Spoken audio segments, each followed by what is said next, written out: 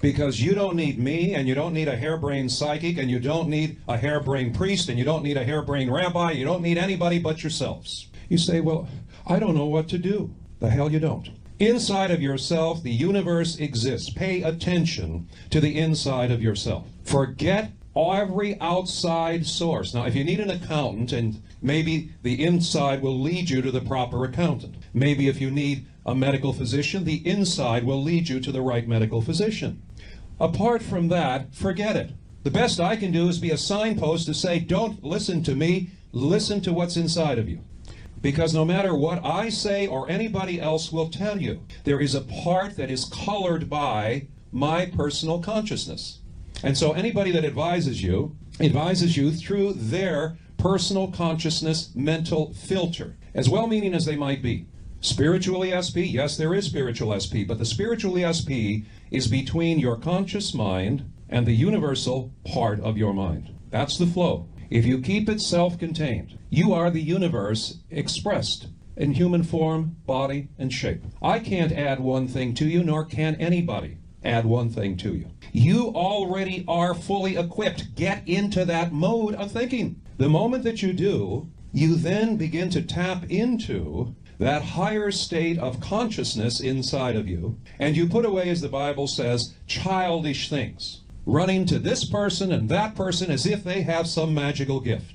Again, you don't want to hear this. You want to sit in audiences and be in awe of some idiot that's up there telling you they know what end is up. The only end that's up is you. And the moment you take and you put spiritual ESP as a inner mechanism between yourself and the universe living within you, that is the time that you have finally grown up and become a big boy and a big girl. Until that time, forget it. Spirituality begins and ends with you. Anything that we could classify as psychic begins and ends between your conscious mind and the God within you that already knows what's going to happen. How can God already know what's going to happen? Because it's already happened. And this body that we call you and I are actors and actresses on the stage of life playing out the drama. Now, when you connect your conscious mind to this inner mind, the mind of God within yourself, then you become aware of what is going to be because it already is. Now some of you might say, well, gee whiz, you're saying predetermination. How do you think anybody really has picked up on the future? On those rare occasions when somebody really prophesizes the future correctly, how do you think they did it? Think about it. Use common sense. They could only do it if the future already existed. If it already existed. The intellect is your worst enemy. It is only like a toolbox for the spirit and the eternal to use. Intellect is like a pair of pliers, a hammer, screwdriver, that should be within the hands of the great power that is within you. And so my advice is turn away from everything and everyone only to yourself, only to that which is within you. That's your great advisor, that's your great healer. The only one that knows anything about what you're about is already inside of you. Everything else, everyone else, can't tell you your story better than the presence that is within you can unfold it for you. You are the temple, as the Bible says, of the living God. Your body is the temple. You, what you see in the mirror, when you look into the mirror and you're putting on your makeup or you're shaving in the morning, that is the temple of the living God. You don't need to go anywhere else. It's inside of you. And it's the interaction. Well, how do you get the interaction? You meditate. Every time you meditate, you close your eyes, you close off your senses to the exterior world. In other words, you're not running around to the next seminar. You're not running around to the next guru that just landed at the airport. Just you and the real you.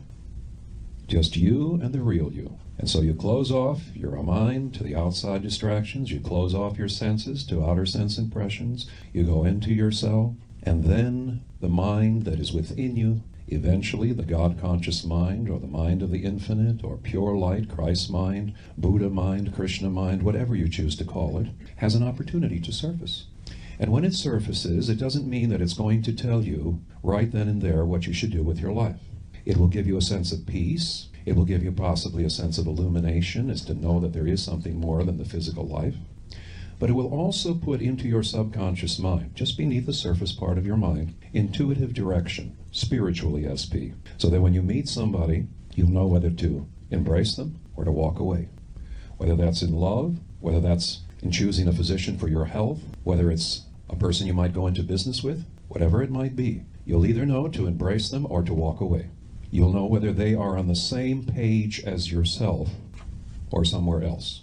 And as you go through life, you're living this intuitive ESP, this spiritual ESP, guiding you each and every day. You know, and you're aware